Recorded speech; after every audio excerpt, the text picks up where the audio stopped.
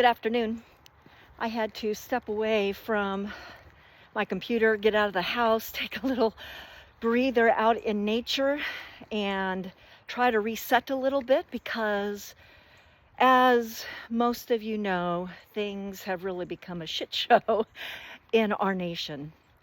And I really have some other thoughts that I wanted to put down on video before I did this one, but I guess this one really has to come first.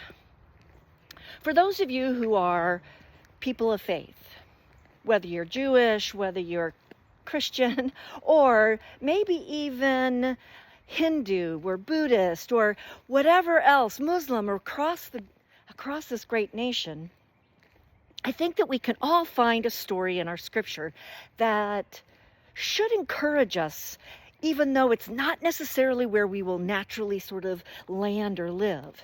There's this great story in the first chapter of Exodus where Pharaoh, in his great fear of what might be coming with the Hebrew women, he asks for Shiphrah and Puah, who are midwives to the Hebrew women, to make sure that when the male babies are born, that they go ahead and kill them. Now, one of the things that we have to realize is that midwives, they were not people of any great stature or really of any great importance.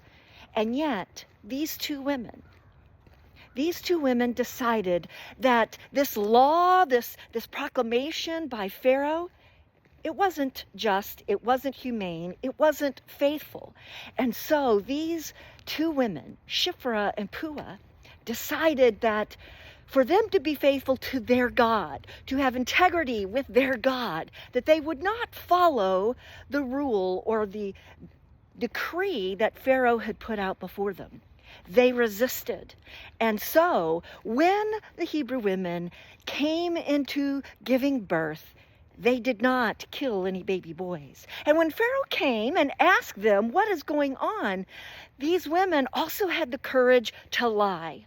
Now, I know that it may not seem like the kind of thing that people of faith should do, but I am here to tell you that when it comes to handling ourselves in the face of unjust rulers or laws or dictates that are not founded on anything that is, well, quite humane or loving or faithful or just, we must resist. That is what our scriptures tell us.